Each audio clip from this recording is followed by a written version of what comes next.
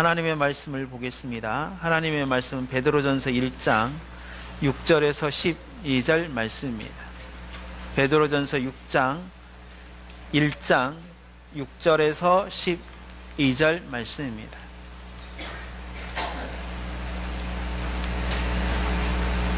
베드로전서 1장 6절에서 12절 말씀입니다.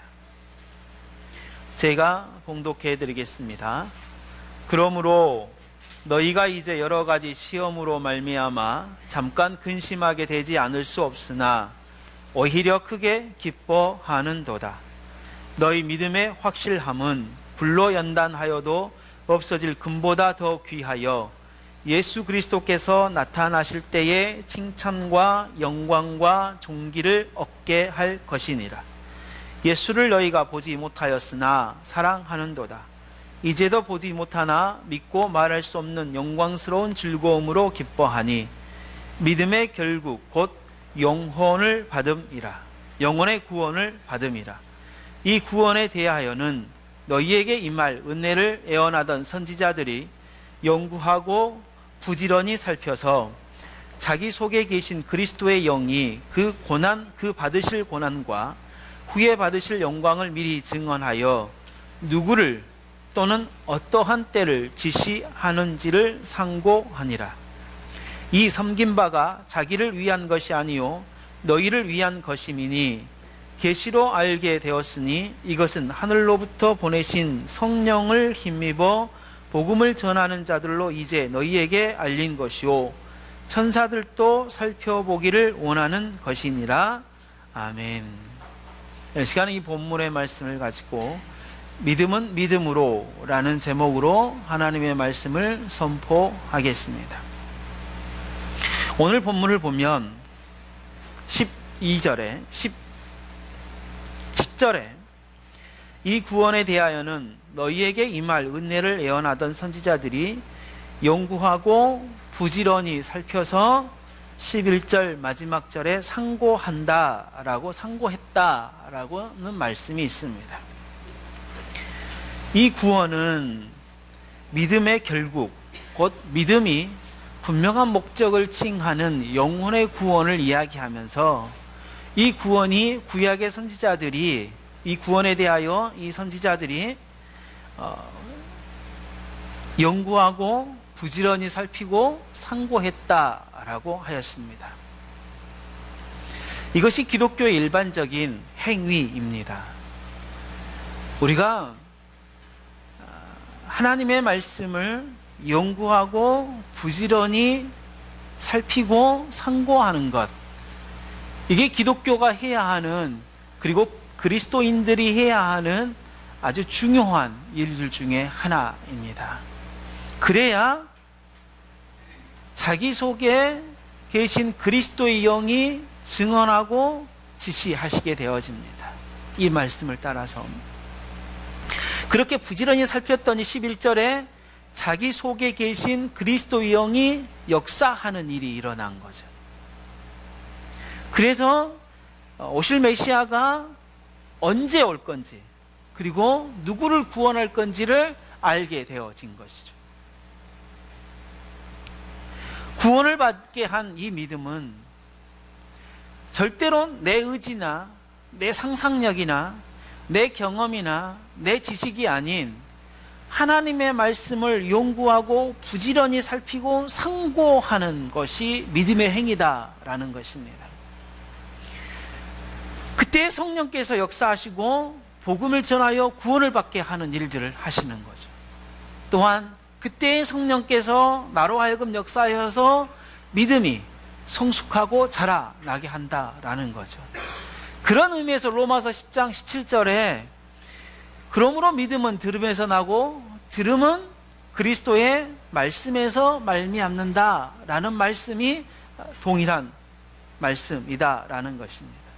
오늘은 2017년 첫날 첫 주일입니다. 그리고 우리에게 주신 말씀이 오늘 이 본문입니다. 이 말씀을 통해 견고한 믿음이 세워지는 한 해, 그리고 견고한 믿음을 세워가는 한 해가 되시기를 바랍니다.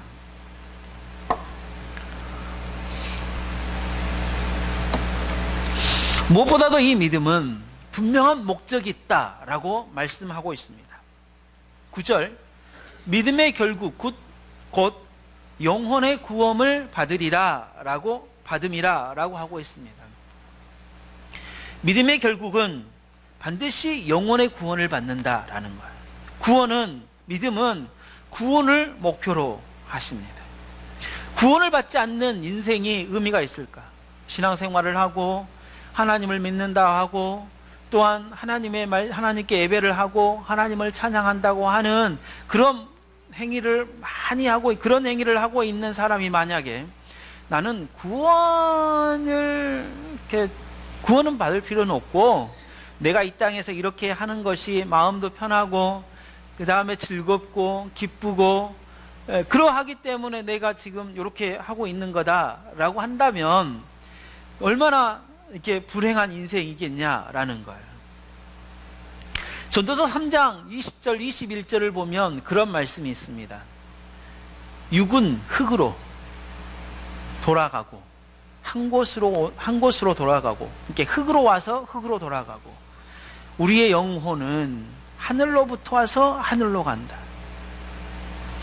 그러니까 우리가 있어야 할 이 땅은 그냥 우리가 존재하도록 하게 하시는 것 중에 하나였지만 이 땅에 있지 않았던 영혼이 하늘로부터 우리 육신과 결합하여서 이 땅에서 살다가 이제 우리의 영혼이 우리의 육을 이 땅에 흙으로 남겨둔 채 하늘로 가게 되어진다라는 것입니다.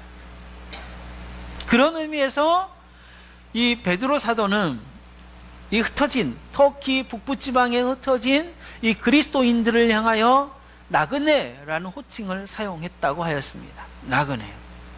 우리의 영혼이 하늘로 가는 이 땅에서 그래서 나그네 삶을 살아가는 이 땅에 집을 짓고 정착하여 영원히 사는 존재가 아니라 정말 우리의 영혼의 고향인 하늘을 향하여 가는 존재들이다.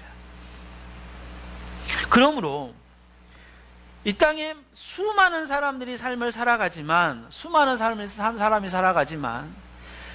하나님이 구원으로 부르신 하나님이 믿음으로 말미암아 우리의 영혼을 구원시켜 주신 그 구원을 받은 자들의 삶은 존재 자체가 다르고 인생 목적이 다르고 또한 분명한 어떤 삶을 살아가는 방향점이 완전히 다르다라는 것입니다.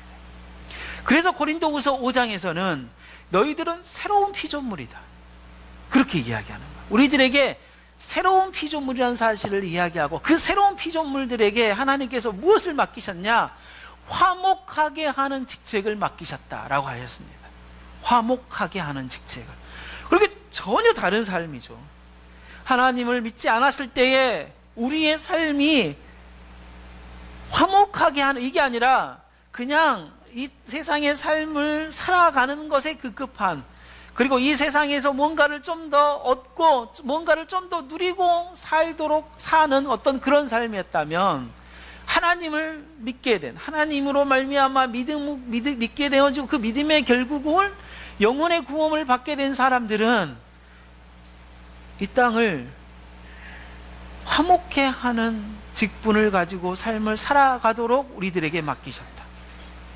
그러니까 우리의 존재 자체도 다를 뿐만 아니라 살아가는 목적과 방향도 다를 뿐만 아니라 정말 우리가 완전히 새로운 삶을 살아가는 존재다라는 것입니다. 새로운 삶.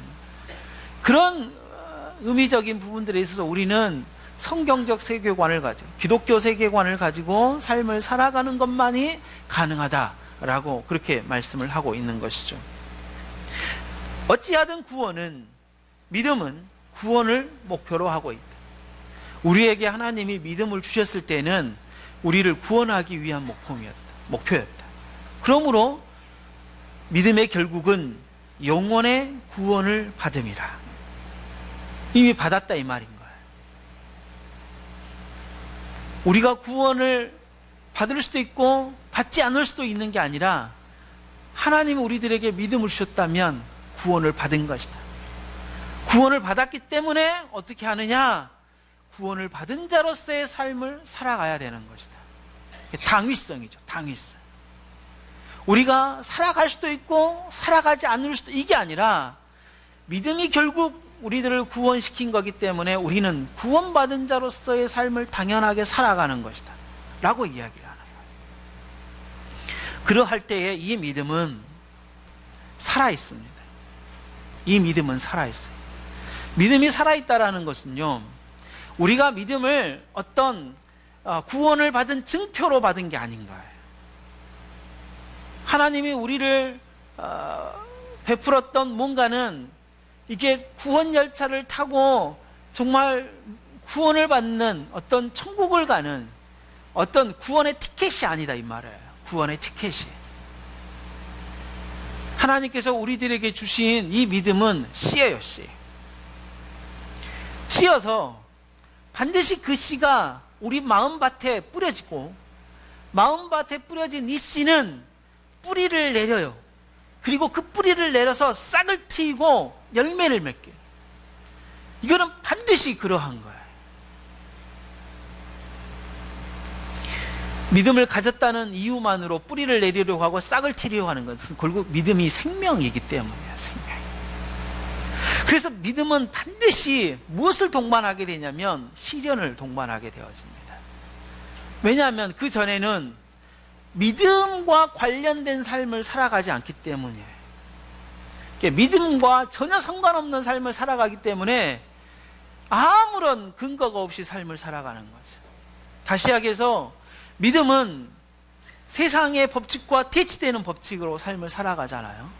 예수님께서 우리들에게 믿음의 삶을 요구했을 때에 자비를 말씀하시고 사랑을 말씀하시고, 그 사랑도 내가 사랑하는 사람, 사랑할 수 있는 사람을 사랑하라고 말씀하신 게 아니라 내가 사랑할 수 없는 사람을 사랑하라고 말씀하신 것이기 때문에 우리의 믿음은 시련을 동반하는 것이 지극하게 맞다라는 거예요. 시련.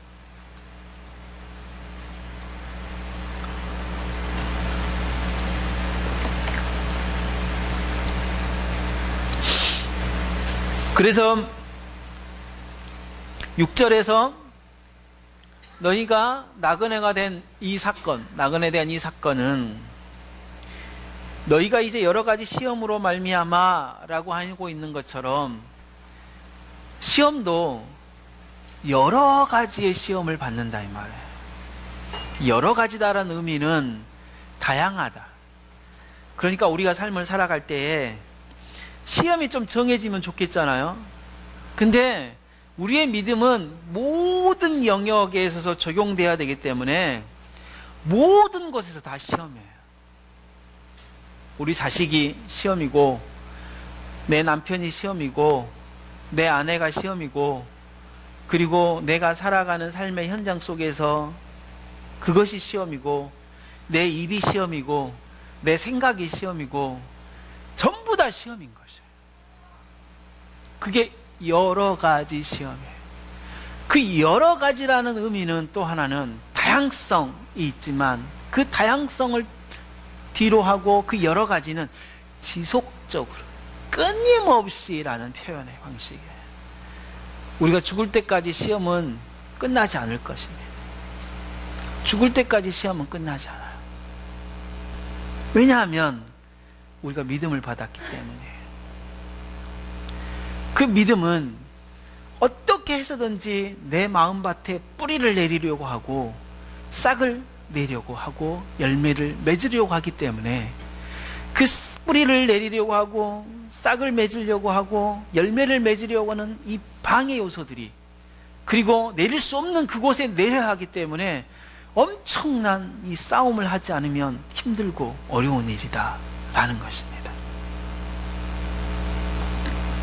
그래서 믿음은 믿음의 시련이고, 그 믿음의 시련 가운데 그 믿음은 믿음의 확실함을 가지고 인내할 때에 열매가, 그리고 믿음은 자라게 되어지는 거예요. 그래서 저는 믿음은 믿음의 시련, 그 시련 속에 믿음의 확실함은 동의어로 봐요. 믿음은 결코 구원을 딱 뭔가를 주는 것으로 끝나는 게 아니에요. 하나님의 입장에서 우리들에게 믿음을 던져줬을 때는 구원이라는 결과물이 반드시 있는 것이고, 그 믿음을 받은 우리의 입장에서는 그 믿음은 반드시 뿌리를 내리고 싹을 내고 열매를 맺어야 하는 거예요.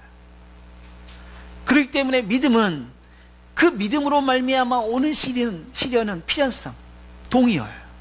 믿음을 갖고 있다라는 것은 내가 믿음의 시련을 받고 있는 거다. 그 믿음의 시련을 받고 있다라고 한다면 내가 믿음의 확신을 가지고 삶을 살아가야 한다는 말이에요.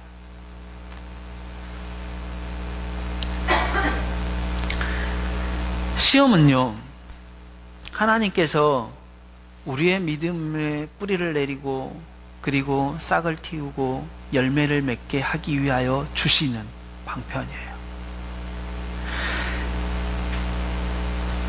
나무도, 과실나무도 꽃을 피워야 열매를 맺을 수 있어요.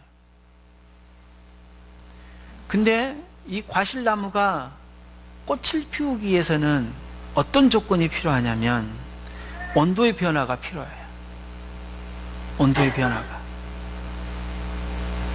그 온도의 변화에 의해서 열매를, 꽃을, 봉오리를 맺게 되거든요. 믿음도 마찬가지예요. 믿음이 뿌리를 내리고 싹을 내고 열매를 맺는 모든 과정들은 믿음에 대한 충격, 믿음에 대한 시험이 있게 되어지는 거예요. 그래서 고린도 후서 2장 7절을 보면 그렇게 이야기를 합니다. 경건한 자는 시험에서 건지심을 받는다. 경건한 자는 시험에서 믿음의 건짐심을 받는다. 하나님께서는 우리들에게 시험을 통하여서 우리로 하여금 믿음을 더 견고한 자로 세워가도록 하게 하심을, 그래서 그 시험 가운데 함께 하는 거죠. 근데 이 시험은 양면성을 가지고 있습니다. 이 시험은요, 마치 우리가 학생으로서 또 우리가 그동안 살아왔던 어떤 과정을 보면 시험을 보잖아요. 시험을 보는 이유가 뭐예요? 학생들을 괴롭히려고 시험을 보나요? 학생들에게 더 공부를 잘 했는지, 공부를 더 잘하도록, 이렇게 그러한 의미로 시험을 보는 거잖아요. 이렇게 하나님께서는 우리들을 시험하실 때에는 그런 의미로 시험하신다 이 말이에요. 우리들의 믿음을 성숙시키기 위해서 시험을 보는 거예요. 근데 문제는 뭐냐면 학생이 그 시험에 질려버려요. 왜 질리는지에 대해서는 우리 학생들 각각은 좀 다르겠지만, 그 시험을 견디지 못할 때에는 그 시험을 포기하게 되어지고, 그리고 거부하게 되어지고, 그 시험으로 말미암아 시험에 들게 되는 일이 발생하게 되어져 버리죠. 하나님이 하시는 이 시험은 우리의 믿음을 성숙시키기 위한 시험이기 때문에 우리가 그 시험을 받고 부지런히 그 시험을 치러야 되고, 그리고 그 시험을 통해서 내가 성숙될 것을 기대하는 거예요. 그럴 때 하나님 우리들에게 시험을 통한 믿음의 성숙함을 주는 거죠. 그렇지 않으면 그 시험 때문에 파멸에, 그 시험 때문에 넘어지는 일들이 발생하고 마는 것입니다.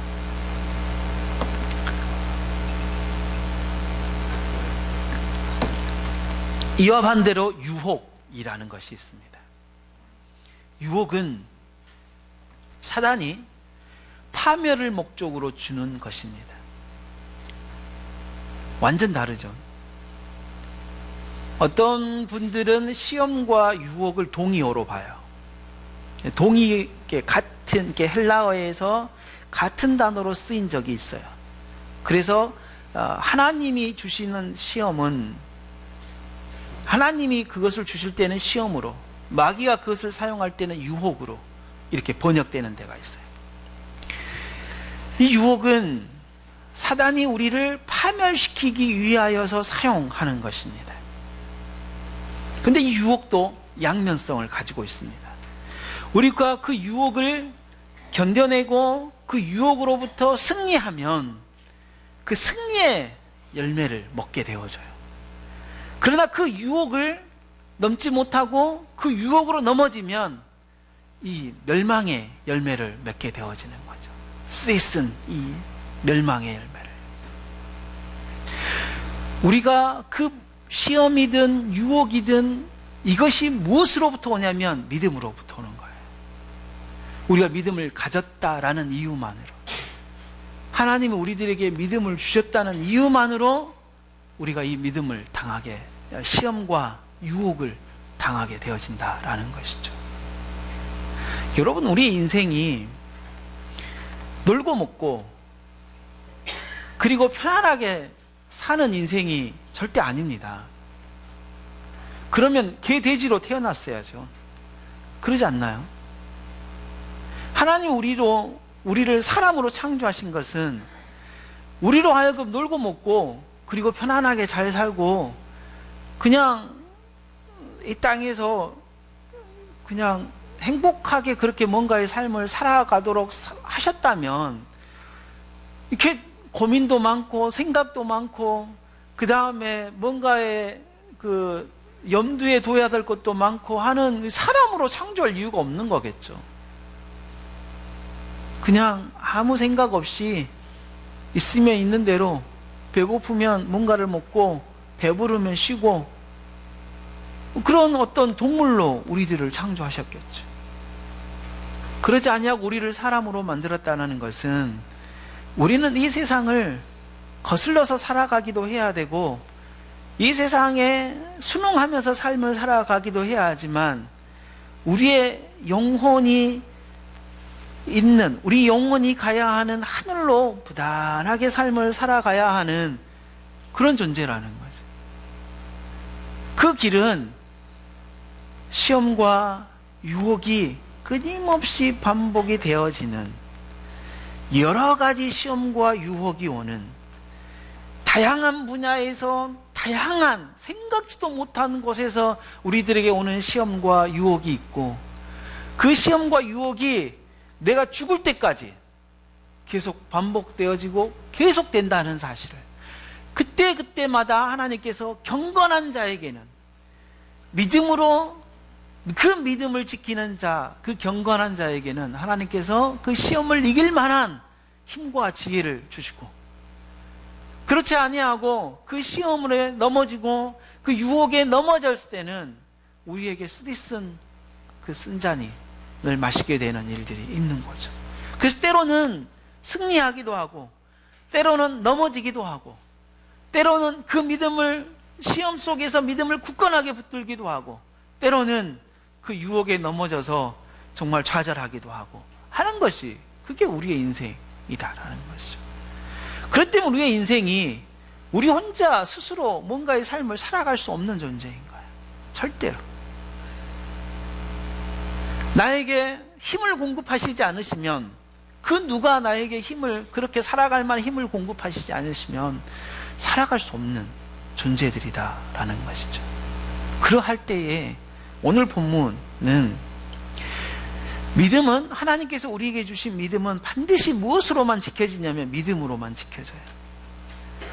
오직 의인은 믿음으로 말미암아 살리라. 오직 의인은 믿음으로 말미암아 살리라. 의인은 누구예요? 하나님에게 믿음을 받아 구원을 받은 자. 그 믿음을 소유한 자는 무엇으로밖에 살 수 없냐? 믿음으로밖에 살 수 없다 이 말이에요. 믿음으로밖에.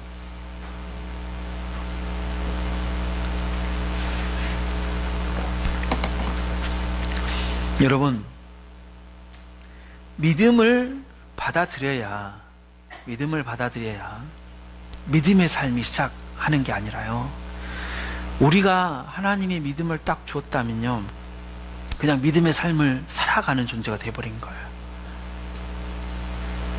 근데 우리는 가끔 내가 믿음의 사람이라는 사실을 잘 인식을 못할 때가 있는 것 같아요. 믿음의 사람이라는 것을. 내가 믿음의 그런 측면에 있어서는 내가 믿음의 사람이라는 것을 스스로 받아들여야 돼요. 아, 나는 믿음의 사람이다. 나는 하나님이 나에게 구원을 주신 자이다. 나는 새로운 피조물이다. 나는 화목하게 하는 직책을 받았다. 나는 새로운 삶을 살아가야 된다. 이게 받아들여져야만이 어떤 삶을 살아갈 수 있냐면 믿음의 삶을 시작할 수가 있어요. 그러지 않으면 믿음의 삶을 살아갈 수가 없어요. 시작할 수가 없어요. 근데 믿음을 가지고 있는데 이게 내 속에서 나도 모르게 믿음이 막 싹 트려고 하고 있고, 나도 모르게 정말 믿음에 이렇게 뿌리를 막 내리려고 하고 있는데, 그때는 반드시 시련이 오거든요. 유혹이 있고. 근데 그것을 뭘로 이렇게 치유해버리냐면, 왜 힘들지? 내가 하나님도 믿는데 왜 힘든 거야? 더 잘 살아야 되는 거 아니야? 막 기뻐야 되는 거 아니야? 이게 전혀 믿음의 사람이 생각할 수 없는 그 생각들을 막 하면서 전혀 믿음과 자신은 상관없는 삶을 살아가게 되죠.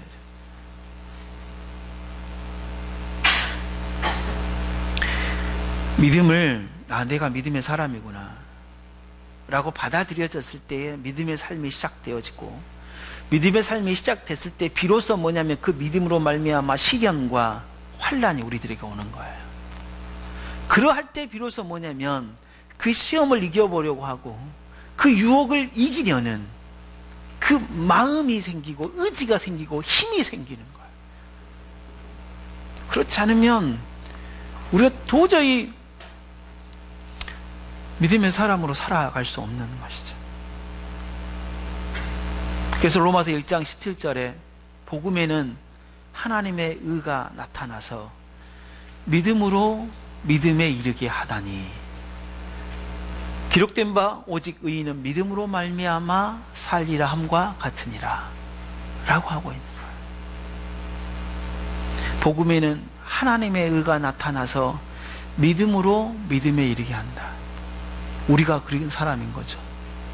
하나님이 우리들에게 믿음으로 믿음을 주시는 거예요. 그러할 때 어떤 삶이냐? 8절을 한번 보겠습니다. 8절을 같이 한번 읽겠습니다. 예수를 너희가 보지 못하였으나 사랑하는도다. 이제도 보지 못하나 믿고 말할 수 없는 영광스러운 즐거움으로 기뻐하나니. 그거예요. 믿음으로 산다는 것은요, 8절과 같은 삶을 살아가는 거예요. 이 갑바도기아에 있는 이 흩어져 있는 이 나그네들이 예수를 본 적이 없어요. 예수를 믿지만 예수를 본 적이 없는 사람들이에요. 예수를 보지 못하였으나 예수를 뭐한다? 사랑하고, 이제도 보지 못하나, 다시 얘기해서 예수 때문에 정말 고향도 버리고 흩어져 있는 요 지금 상황에서 이제도, 그리고 앞으로도 볼 수 없으나 너희들이 믿는다. 그리고 말할 수 없는 영광스러운 즐거움으로 기뻐하는구나. 이게 믿음으로 믿음을 지키는 거예요. 믿음을 가진 우리는요, 우리가 예수님 때문에 믿음을 갖게 되어졌잖아요. 예수님이 구원자라는 사실을 내가 막 믿어지니까 하나님께서 우리들에게 믿음을 주셔서 믿음으로 믿음에 이르게 하셔서 그게 가능하게 되어졌어요. 그러나 우리는 예수를 본 적도 없어요. 이 흩어진 나그네와 똑같은 상황이잖아요. 그런데 예수님을 사랑해요. 오랫동안 예수님을 믿는 지금도 예수를 보지도 못하고, 우리가 죽을 그때까지 예수님이 재림하지 않고 우리가 죽는다면 그때까지도 예수님을 볼 수가 없어요. 그럼에도 불구하고 우리는 예수님을 믿어요. 그리고 여러 가지 시험과 환난 속에서 말할 수 없는 즐거움으로 우리가 기뻐하는 것. 이게 믿음의 사람이 믿음으로 가능한 일이에요.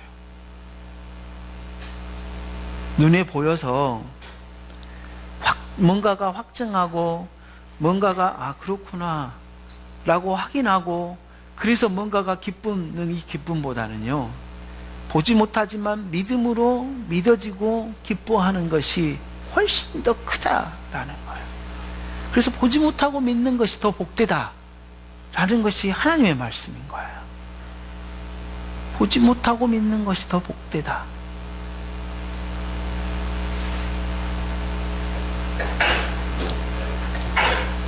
믿음은 보는 것이 아니라 그 믿음의 대상인 예수님을 사랑하고 그가 우리의 구원자이심을 믿고 말할 수 없는 영광스러운 즐거움으로 기뻐하는 것이 결국은 믿음이다. 그러므로 이러한 믿음이, 그리고 이러한 믿음으로 우리가 이 세상을 살아가는 것이 우리 속에 있는 믿음을 살아가게 하고 성숙하게 하는 것이다. 여러 가지 환난과 그리고 여러 가지 시험과 여러 가지 유혹 속에서 우리가 견뎌낼 수 있는 것이다 라는 것입니다. 2017년도는 믿음으로 믿음을 지키는, 그리고 하나님께서 우리에게 주신 믿음을 볼 수는 없지만 만질 수도 없지만, 그러나 그 믿음이 우리들의 삶의 원동력이 되어지는 그런 한 해가 되시기를 바랍니다. 이러한 믿음에 대한 가치를 이야기하고 있습니다. 7절을 한번 보겠습니다. 너희 믿음의 확실함은 불로 연단하여도 없어질 금보다 더 귀하여 예수 그리스도께서 나타나실 때에 칭찬과 영광과 존귀를 얻게 할 것이다. 그러한 믿음은, 믿음으로 믿음을 지키는 이러한 믿음은 불로 연단하여도 없어질 금보다 더 귀하다. 여러분, 이 세상에서 가장 가치 있는 것이 뭐냐면 금이죠. 금. 이 시대에, 베드로 전서가 쓰여졌던 이 시대의 금은 그 어떤 뭐냐면은 이 보물보다도, 그 어떤 것보다도 가장 가치 있는 거죠. 가치 있는 거. 이 세상에서 가장 가치 있는 것이라고 우리가 봐도 됩니다. 근데 그것보다도 뭐냐? 귀하다 이 말이죠. 그리고 그 금도 순도에 따라 다르지 않습니까? 그랬을 때 불로 연단하여도 없어질 금, 이것에 대한 포인트점을 맞추면 좋겠어요. 그 금도 정말 재련하여서 정말 순도 100%, 99.9%에 이르는 요 금, 99.9%에 이르는 정말 이 금보다도 더 귀하다는 사실을, 무엇이? 믿음이, 그 믿음의 확실함이, 여러 가지 시험을 견뎌내는 그 믿음의 확실함이 말이에요.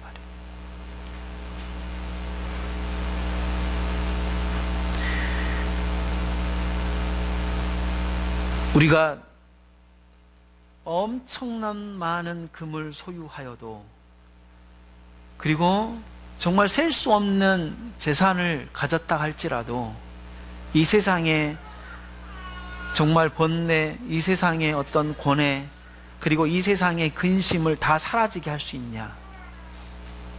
없다는 거 잘 알잖아요. 그럴 수가 없다. 내가 고민하는 것 돈으로 다 해결할 수 있냐? 절대 그럴 수가 없죠.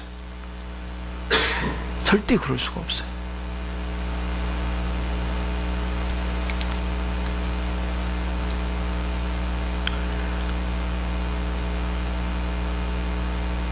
그러나 믿음의 확실함은 우리의 모든 문제를 해결할 수 있는 유일한 것이라고 이야기를 하고 있는 거예요. 이 금보다도 더 귀한 것이 믿음이다 라는 거죠. 그래서 예수 그리스도께서 나타나실 때에 무엇을 얻을 수 있냐? 영광과 칭찬과 영광과 존귀를 얻게 한다. 칭찬과 영광과 존귀를 얻게 할 것이다. 반드시 그렇게 된단 말이죠. 여러분, 이게 그냥 말로만 들려지는 것이 아니라요, 우리가 칭찬을 받고 영광을 받고 존귀를 받는 것, 이 세상 속에서 가끔 그런 맛을 볼 때가 있어요. 그래서 칭찬을 들으면 기분도 좋고, 내가 어떤 영광의 자리에 가게 높임을 받을 때 또 기분도 좋고, 그리고 나를 굉장히 존귀한 사람, 그리고 나를 굉장히 이렇게 가치 있게 인정을 해주는 것, 이게 얼마나 기분이 좋아요. 근데 이 땅에서는 그 칭찬과 영광과 존귀는 순식간에 변해버려요. 이 땅이 주는 것은요, 아무리 칭찬을 하더라도 나보다 더 칭찬을 받을 사람이 딱 등장하면 내가 칭찬을 받은 것이 무색할 정도로, 그러지 않나요? 내가 칭찬을 받은 것이 무색할 정도로 부끄러워요. 그걸 좀 저는 경험했어요. 이게 정말 나보다 더 잘 사는 분들, 정말 제가 제 입으로도 막 칭찬할 수 있는 사람들을 보면 그분 앞에 참 부끄럽더라고요. 그러나 예수 그리스도가 다시 오실 때 우리를 칭찬과 영광과 존귀를 얻게 한다라는 요 말은요, 그 세상의 어떤 것과도 비교해서 다시는 칭찬을, 이 예수님에게 듣는 칭찬은 부끄럽지 않는, 이 완벽한 칭찬이죠. 예수님께서 우리를 높여주시는 영광은 나보다도 더 높아질 것이 없는 피조물 가운데 하나님이 누리는 그 영광 가운데 우리를 모시고 데려가기 때문에 정말 그런 영광인 거죠. 우리를 가장 존귀케 한다는 것은 하나님이 만드신 피조물 가운데에 가장 귀한 존재로 이끌어 가신다. 이게 믿음의 가치인 거죠. 하나님께서 우리들에게 주신 믿음이 시련을 받지만 그 시련을 견뎌내는 믿음의 확실함이 주는 가치들, 그것을 좀 우리가 좀 이렇게 이미 소유했다는 거죠. 소유한 사람으로서 좀 그러한 어떤 사람이라는 사실에 대해서 좀 믿음의 확신이 있으면 좋겠다 생각해요. 믿음의 확신이 있으면 좋겠다. 그러한 것에 대해서 뭐라고 이야기하냐면 12절 마지막 절에 보면은요, 12절 마지막 절에 천사들도 살펴보기를 원하는 것이라. 천사들도 살펴보기를 원하는 것이다. 이게 무슨 말이냐면 천사들도 부러워한다 이 말이에요. 이것을 가지고 우리들이 그 믿음 때문에 받는 칭찬과 영광과 존귀에 대하여서 천사들도 부러워한다라는 의미예요. 천사들도 부러워한다. 그러니까 믿음의 가치는 이 세상의 것과는 비교할 수는 없습니다. 이 세상에 어떤 것들을 갖다 들이대도 이 믿음하고는 비교할 수 없는 거라는 거죠. 하나님께서 우리들에게 주신 믿음, 그 믿음으로 말미암는 시련, 그 시련을 견뎌내는 믿음의 확실함은 그 이 세상의 어떤 것과도 비교할 수 없는 거예요. 어떤 것과도.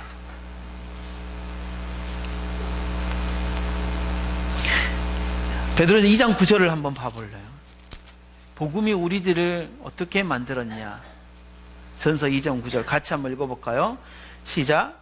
그러나 너희는 택하신 족속이요 왕같은 제사장들이요 거룩한 나라요 그의 소유가 된 백성이니 이는 너희를 어두운 데서 불러내어 그의 기이한 빛에 들어가게 하신 이의 아름다운 덕을 선포하게 하려 하심이라. 여러분, 다이아몬드가 왜 귀하다는 것을 알고 다이아몬드가 다이아몬드임을 증명할 수 있는 유일한 방법은 뭐예요? 그 다이아몬드가 자체적으로 빛을 내기 때문이에요. 그 다이아몬드가 빛을 받아야만이 다이아몬드로 판명이 되죠. 다이아몬드가 빛을 통과할 때 내는 그 빛, 그의 기이한 빛으로 들어간다. 어두운 가운데서 우리를 이끌어내어 그의 기이한 빛으로 들어간, 다시 이야기해서 하나님이 빛이신 예수 그리스도 그 자체로 우리가 들어가 버리는 걸 이야기하는 거예요. 이게 빛 자체가 되어버리죠. 빛. 그러니까 우리의 그 가치는 우리가 어두운 데에서 어두운 존재로만 이렇게 있다가, 그래서 우리가 누구인지도 모르지만, 그러나 그 귀한 빛의 속에 딱 들어갈 때 우리가 어떤 존재가 되어버리냐면, 어떤 존재로 확인되냐면, 그의 택한 신 족속, 왕같은 제사장, 거룩한 나라, 그의 소유된 백성으로. 그러니까 이 세상에는 뭐 할 수가 없어요. 우리의 존재의 가치를 증명할 게 하나도 없는 거예요. 믿음을 소유한, 그 믿음의 확실함을 가지고 있는 이 믿음의 사람들에 대해서 이 세상이 평가할 수가 없다, 이 말이에요. 누구만 평가가 가능하냐? 빛이신 예수 그리스도만이 가능하다, 이 말이에요. 빛이신 예수 그리스도만.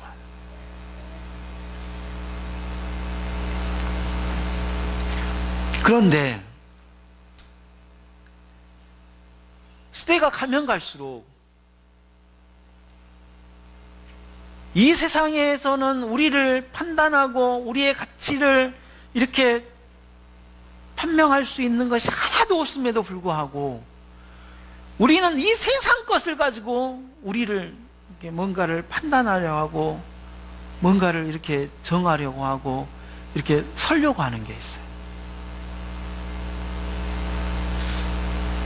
이 세상 사람들이 누리는 어떤 명예, 이 세상 사람들이 가지고 있는 어떤 권력, 이 세상 사람들이 가지고 있는 어떤 재물, 그리고 이 세상 사람들이 누리고 있는, 그럼에도 불구하고 곧 사라져버릴 그 행복이라는 것에 나의 잣대를, 나 자신을 이렇게 재보고 있다, 이 말이에요. 가면 갈수록. 그래서 어떤 사람이 구세군의 아주 유명한 사람인 율리엄 부스에게 이렇게 물었습니다. 20세기에 당면한 큰 문제는 뭡니까? 그랬더니 이 사람이 이렇게 이야기했습니다.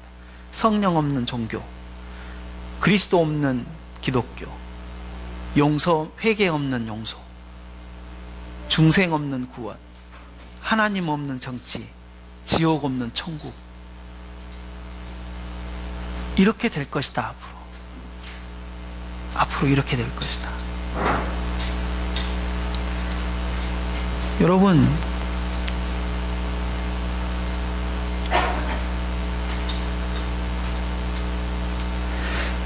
믿음은요, 우리가 그냥 이 세상을 살아갈 때에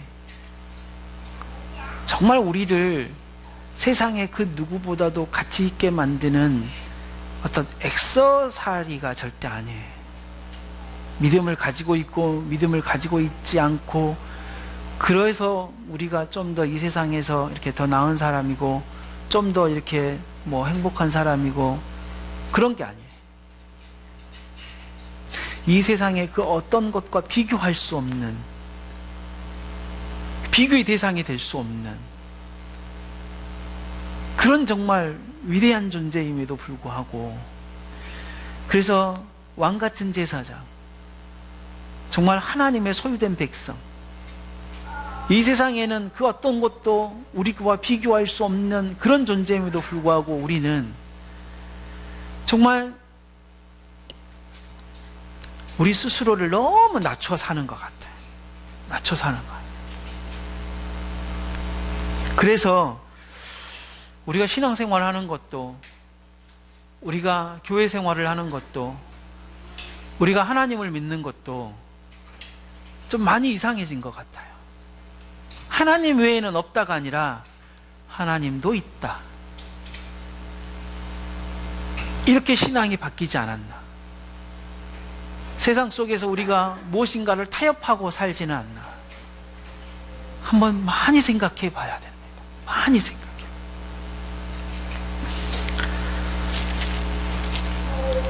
이러한 믿음이 우리에게 온 것은, 마지막 믿음은 입에서 입으로 전수되기 때문에 가능했다라고 이야기를 합니다.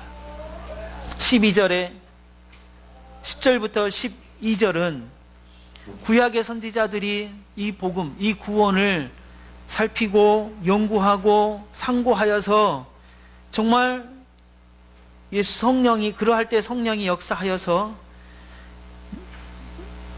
정말 고난과 받으실 영광을 미리 증언하여 누구를 또는 어떠한 때를 이렇게 예수 메시아가 올 건지에 대해서 분명하게 알게 하시고 계시로 알게 하시고, 근데 그 계시로 알게 하신 것이 자기 자신을 위한 것이 아니라 너희들, 이 흩어진 나그네, 다시 해서 지금 우리들을 위해서 이렇게 예비된 것들이라고 이야기를 하시고, 이러한 것들을 누구를 통해서 하늘로부터 보내신, 12절에 하늘로부터 보내신 성령을 힘입어 복음을 전한 자들로 이제 너희에게 알린 것이니,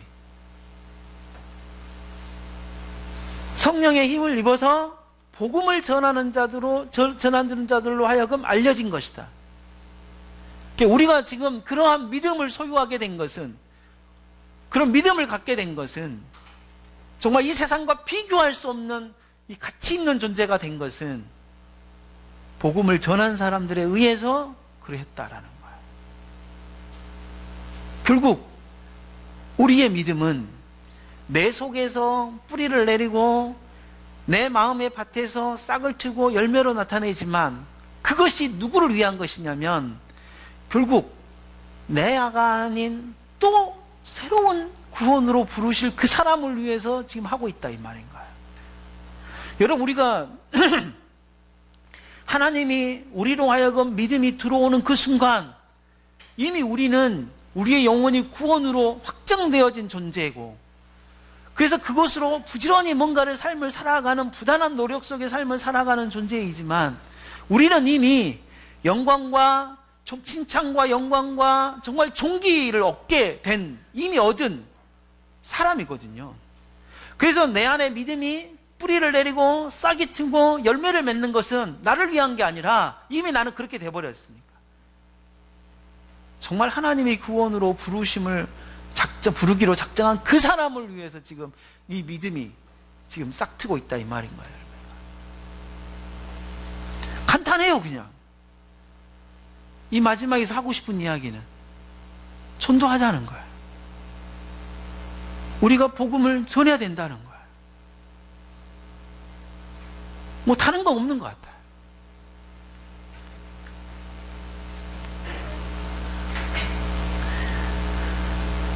그리고